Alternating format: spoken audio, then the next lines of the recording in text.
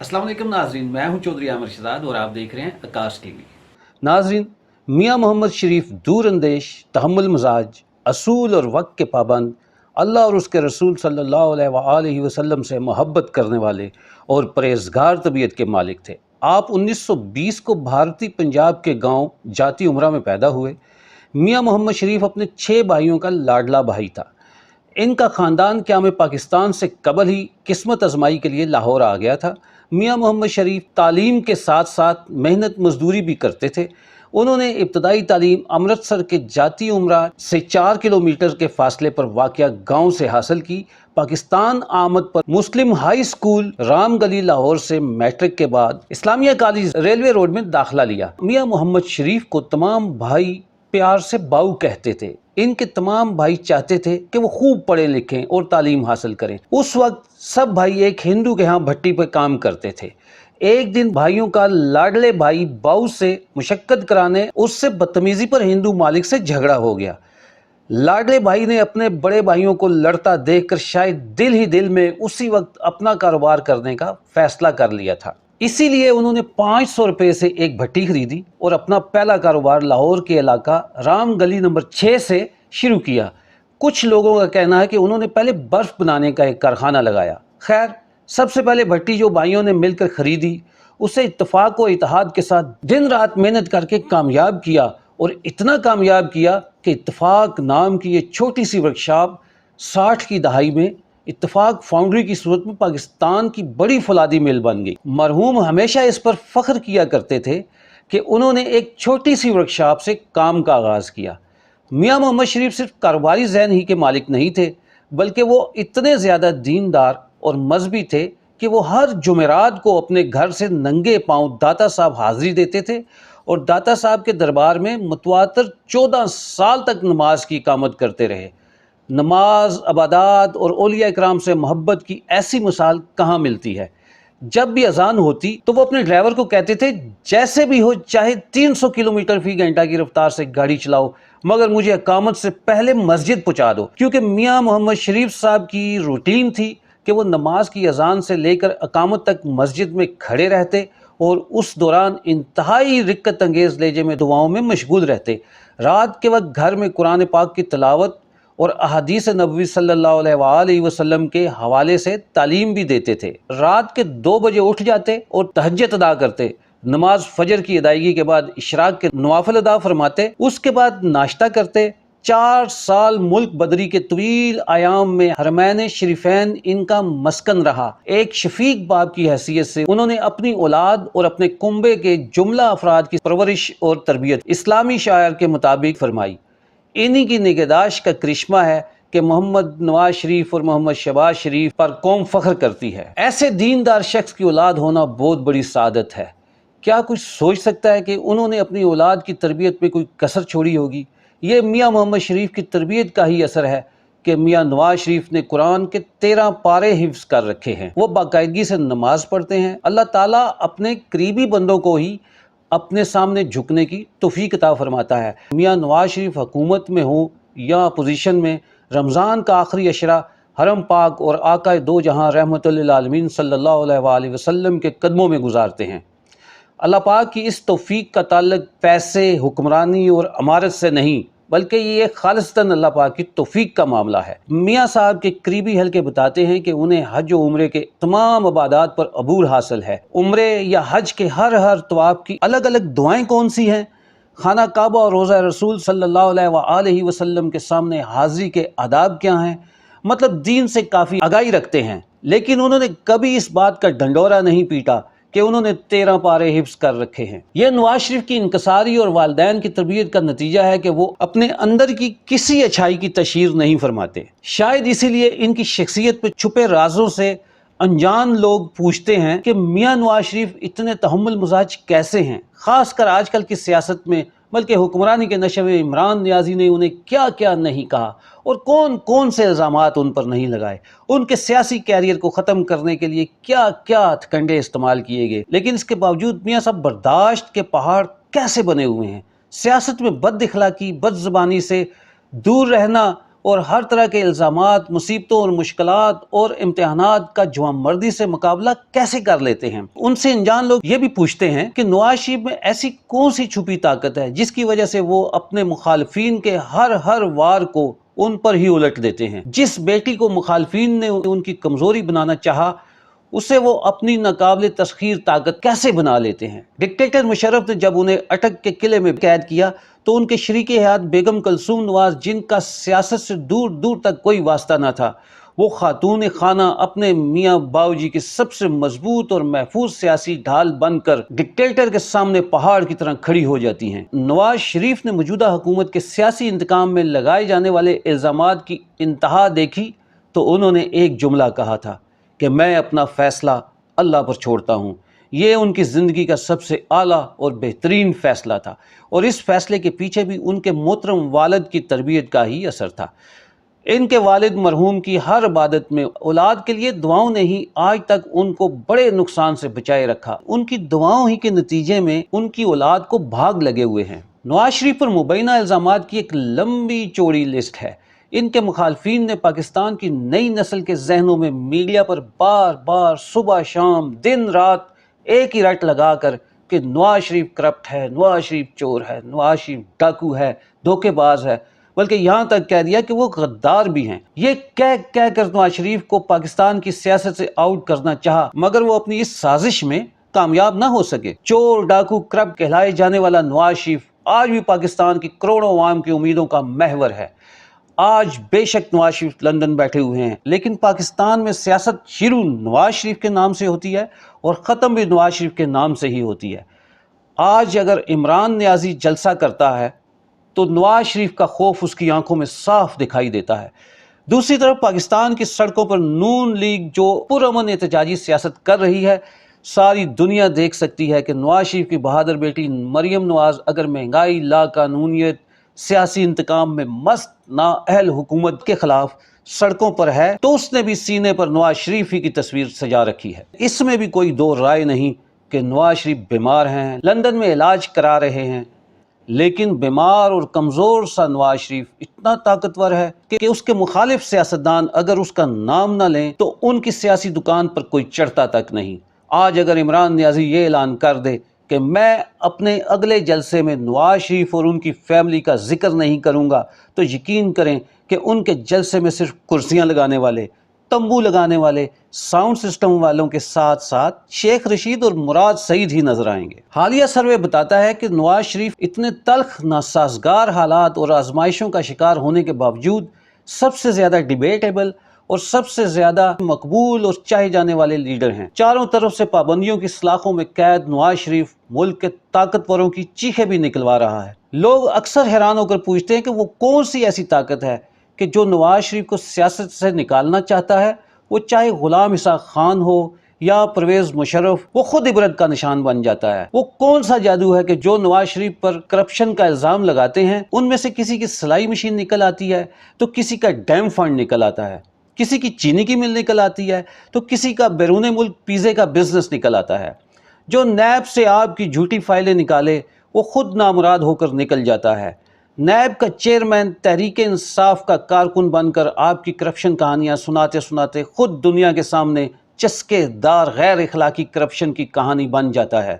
تاریخ اور میڈیا گواہ ہے کہ جو عمران نیازی نے نواز شریف پر الزامات لگائے وہ سب ایک ایک کر کے اس کا اپنا جرم بن کر اس کے سامنے ایسے آئے جیسے چاند پر تھوکنے والے کا تھوک اس کے منہ پہ آ گرتا ہے۔ آج عمران نیازی اقتدار پر ہونے کے باوجود بھی اپوزیشن لیڈر ہی نظر آتے ہیں اور ہر تقریر میں یہی کہتے نظر آتا ہے اگر مجھے موقع ملا تو میں یہ کر دوں گا، وہ کر دوں گا۔ اسے تو پونے 4 سال حکومت کرنے کے باوجود اب یہ بھی بتانے والا کوئی نہیں کہ نیازی صاحب آپ وزیر اعظم ہو، لیکن اب اس کا کوئی فائدہ نہیں۔ نیازی صاحب تو عدم اعتماد کی تحریک پیش ہونے کے بعد بس اب چند دنوں کے مہمان ہیں۔ اگر نواز شریف لندن میں ہوتے ہوئے بھی ان کی صرف ایک جھلک، ایک تصویر سوشل میڈیا پر آنے سے پاکستان کی سیاست میں بھونچال پیدا ہو جاتا ہے۔ اب بھی پاکستان کی سیاست کے اہم ترین فیصلے ان کے حکم پر کیے جا رہے ہیں تو اس میں کس کا کمال ہے؟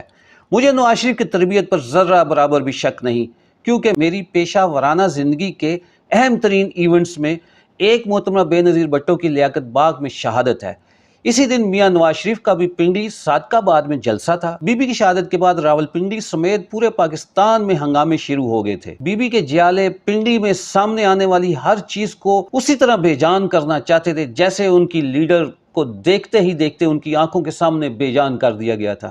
راولپنڈی کا معروف مری روڈ میدان جنگ کا منظر پیش کر رہا تھا۔ بی بی شہید کی میت سینٹر اسپتال میں پڑی تھی اور جیالے غم و غصے میں اس ہسپتال کو بھی نقصان پہنچانے سے گریز نہیں کر رہے تھے۔ میں اسپتال کے مین گیٹ پہ کھڑا تھا کہ میں نے اچانک دیکھا کہ پیپلز پارٹی کا سب سے بڑا سیاسی مخالف میاں محمد نواز شریف اپنی سفید گاڑی سے نکلتے ہیں۔ میں نے انہیں دیکھا تو ایک دم سوچا کہ یہ اس بکھرے ہوئے جیالوں کے ہجوم میں کیوں آ گئے ہیں۔ اس وقت اگر کسی ایک جیالے نے بھی میاں صاحب کی گاڑی پر پتھر پھینکا تو اس کے بعد تشدد اور توڑ پھوڑ کا وہ سلسلہ شروع ہوگا کہ جس کے انجام کو سوچ کر بھی رونگٹے کھڑے ہو جاتے ہیں۔ لیکن نواز شریف نے تمام تر نقصانات کو بالائے طاق رکھ کر انسانیت کا مظاہرہ کرتے ہوئے اپنی جان پر کھیل کر محترمہ بے نظیر بھٹو کو دیکھنے اسپتال پہنچ گئے۔ دوسرا واقعہ جب الیکشن کمپین کے دوران عمران نیازی کنٹینر سے گر کر شدید زخمی ہو گئے تو اس کے دوسرے دن الیکشن کمپین کا آخری دن تھا۔ نواز شریف نے اپنا آخری اہم ترین جلسہ یہ کہہ کر ملتوی کر دیا کہ جب میرا سیاسی حریف ہی میدان میں نہیں تو میں جلسہ کر کے کیا کروں گا۔ یہ ہوتا ہے تربیت کا اثر۔ انسانیت ایسے ہی واقعات سے ماپی جاتی ہے۔ اپنی ویڈیو کے آخری حصے میں میں ڈائریکٹ میاں محمد نواز شریف سے مخاطب ہونے کی جسارت کرتا ہوں۔ سنا ہے میاں صاحب کا حافظہ بہت بہترین ہے، اسی لیے تو انہوں نے قرآن کے 13 پارے حفظ کر رکھے ہیں۔ آپ کے قریبی رفقا کہتے ہیں کہ آپ کسی سے اگر پیار سے ایک بار مل لیں تو آپ اسے کبھی نہیں بھولتے۔ نیب کورٹ میں اپنی 100 کے قریب پیشیوں کے موقع پر آپ ہزاروں کارکنان سے ملے ہوں گے، ان میں سے ایک میں خوش قسمت بھی ہوں۔ ایک بار مجھے کسی نہ کسی طرح نیب کے کمرہ عدالت میں آپ سے ملنے کا شرف حاصل ہوا۔ نیب کورٹ کے اس کمرے میں محدود افراد کا داخلہ ممکن تھا، وہ بھی ملک کے حساس اداروں کی سخت جانچ پڑتال کے بعد۔ خیر میں وہاں داخل ہوا۔ آپ کے سیدھے ہاتھ والی کرسی خالی اس لیے رہتی تھی کہ وہاں آپ کا قریبی ساتھی آپ کے ساتھ بیٹھ کر بات کر کے دوسرے کو موقع دیتا تھا۔ سیٹ خالی ہوئی، میں قریب آیا اور آپ نے اپنی مخصوص مسکراہٹ کے ساتھ مجھے دیکھا۔ میں نے آداب عدالت کے سبب آپ کے کان میں وسپرنگ کرتے ہوئے اپنا مختصر سا تعارف ان الفاظ میں کرایا: میاں صاحب، میں راولپنڈی سے چودھری عامر شہزاد، پاکستان مسلم لیگ نون راولپنڈی کا ایک چھوٹا سا کارکن، اور وی ول بیک انشاءاللہ۔ آپ نے پیار سے مجھے ہاتھ ملایا اور لوہار فیملی سے تعلق رکھنے کے باوجود آپ کے نرم نرم ہاتھ آپ کے پیار کی چغلی کر رہے تھے۔ میں سیٹ خالی کر کے آپ کے پاس ہی کھڑے محترم طلال چودھری کے ساتھ جا کھڑا ہوا۔ میری جب بھی آپ پر نظر پڑتی آپ مجھے دیکھ کر دل پر ہاتھ رکھ کر مخصوص انداز میں ہلکا سا فرما دیتے: بڑی مہربانی۔ جب آپ نے تیسری بار اسی طرح مجھ سے محبت کا اظہار کیا تو میں یقین کریں کہ خوشی سے پھولے نہ سمایا، اور وہ میری زندگی کا یادگار اور خوشگوار ترین لمحہ تھا۔ یہ تو میری اپنے قائد سے ملاقات کا ایک واقعہ سنایا ہے۔ اصل پیغام، اصل مقصد، بلکہ اصل اور اہم بات وہ یہ ہے کہ میاں صاحب ماں باپ اپنے پیاروں کے لیے دعائیں صرف زندگی ہی میں نہیں کرتے، بلکہ میرا ایمان ہے کہ وہ دنیا سے رخصت ہونے کے بعد بھی دعائیں کرتے ہیں، اور ان کی دعاؤں کے سبب ہی اولاد دنیا میں کامیابیاں سمیٹنے کے قابل ہوتی ہے۔ آپ کے والدین بھی آپ کے لیے دعائیں کرتے رہے، جن کی بدولت آپ دنیا میں سیاست اور کاروبار کے میدان میں آنے والے ہر مشکل وقت کا بآسانی سامنا کر کے دوبارہ نارمل لائف کی طرف لوٹتے رہے۔ لوگ آپ کو قسمت کا دھنی سمجھتے رہے، لیکن آپ کو بھی علم ہے کہ آپ کی زندگی میں آنے والی ہر بہار کی تازگی، شگفتگی اور اس کے ثمرات آپ کے والدین کی دعاؤں اور اللہ والوں کے قرب، ان کے پیار اور ان کے دست شفقت ہی کی بدولت تھا۔ میاں صاحب، کیا آپ کو پتہ ہے کہ دعائیں کب قبول ہوتی ہیں اور کب قبول نہیں ہوتی؟ آپ ایک لمحے کے لیے سوچیں کہ ایک خاص وقت تک آپ کے حق میں کی جانے والی دعائیں، چاہے وہ آپ کے والدین نے کی ہوں یا آپ کے کسی اور چاہنے والے نے، وہ کارگر ثابت ہوتی رہی، آپ کو وہ دعائیں لگتی رہیں، آپ کو ان کے ثمرات ملتے رہے۔ ان دعاؤں کے سبب آپ ہر مشکل سے بآسانی بغیر کسی نقصان کے نکلتے رہے۔ نون لیگ کے جنرل سیکرٹری چودھری احسن اقبال نے ایک محفل میں انہی حالات کے بارے میں کہا تھا کہ پتہ نہیں میاں صاحب کے پاس کون سا الادین کا چراغ ہے، یا وہ قسمت کے اتنے دنی ہیں کہ ہر دور میں جب بھی ہماری پارٹی، ہمارے قائدین کو سیاسی انتقام کا نشانہ بنایا گیا، ہم جب بھی یہ سمجھے کہ ہم بند گلی میں بلکہ اندھیری گلی میں آ چکے ہیں، تو نہ جانے کہاں سے ایک روشنی کا دروازہ کھلتا ہے اور ہم ہر طرح کی مشکلات سے ایسے نکل جاتے ہیں جیسے مکھن سے بال نکلتا ہے۔ میاں صاحب، آپ کروڑوں پاکستانیوں کی طرح میرے بھی سیاسی قائد ہیں۔ آپ کا انداز سیاست آج بھی سب سے جدا ہے۔ مجھے یقین ہے آپ کے والدین اور آپ کے چاہنے والے آپ کے لیے آج بھی اتنی ہی شدت سے آپ کی بھلائی اور آپ کی کامیابی کے لیے دعائیں کرتے ہیں، لیکن اس کے باوجود جب ان دعاؤں کے ثمرات نہ ملیں، انہیں قبولیت نہ ملے، تو میاں صاحب یہ بہت الارمنگ بات ہے۔ خاص کر آپ جیسے سیاسی رہنما جن سے عوام کی امیدیں وابستہ ہو جائیں، ایسے رہنما کو جب تک ذہنی سکون میسر نہ آئے، ان کے خیالات منتشر رہیں، وہ قوم کی امیدوں پر پورا نہیں اتر سکتے۔ کبھی آپ نے سوچا کہ آخر اتنی بڑی بڑی سزاؤں، الزامات اور مشکلات کا سامنا کرنے والی شریف فیملی اچانک ایک خاص وقت کے بعد کیوں زیر تاب آ گئی؟ انہی کیسز میں، انہی سزاؤں میں اور انہی مشکلات میں اب آپ آسانی سے نکلنے کے بجائے ان میں دھنستے ہی کیوں جا رہے ہیں؟ یا آپ کی بیماری اور آپ کی مشکلات کا وقت طویل کیوں ہوتا جا رہا ہے؟ ان تمام برے حالات کے پیچھے ضروری تو نہیں اسٹیبلشمنٹ ہو، آپ کے سیاسی مخالفین ہوں، عدالتی، قانونی، آئینی پابندیاں ہی ہوں، یہ ضروری تو نہیں۔ میاں صاحب، بصد احترام کہنے کی جسارت کر رہا ہوں کہ آپ پر اتنی مصیبتیں ویسے ہی نہیں آ رہی، ضروری نہیں کہ ان کے پیچھے کوئی سیاسی وجہ ہی ہو۔ ہاں، اس خاص وجہ سے ملک کے چھوٹے چھوٹے سیاسی بونے آپ کے لیے بے قابو جن بنتے جا رہے ہیں۔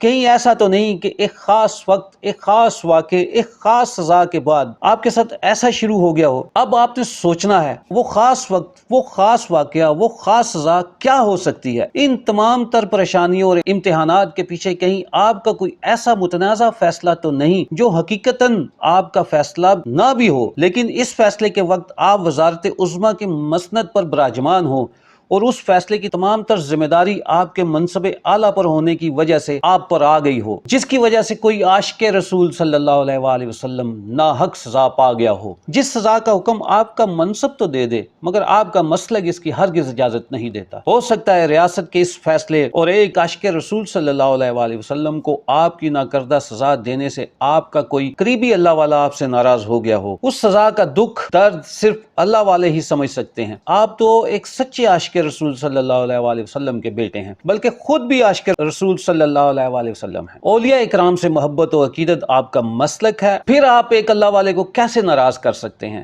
جو آپ کے والد میاں محمد شریف کے چنے ہوئے ہوں اور آپ کے بھی پیارے ہوں؟ میاں صاحب، آج بھی اگر آپ اپنی سعادت مندی اور معذرت سے اس اللہ والے کے دل کا بوجھ کم کر دیں تو میں یقین سے کہہ سکتا ہوں کہ آپ کے قلب اور روح کو سکون آ جائے گا، آپ کی کھوئی ہوئی بہاریں واپس آ جائیں گی، آپ کے گھرانے میں انجانی سی بے چینی سکھ چین میں بدل جائے گی۔ اللہ تعالیٰ اور رسول اللہ صلی اللہ علیہ وآلہ وسلم پھر سے آپ کے حق میں ہونے والی دعاؤں پر قبولیت کی مہر ثبت کر دیں گے، اور یہ سب پاکستان کی ترقی اور عوام کی خوشحالی کے لیے نہایت ضروری ہے۔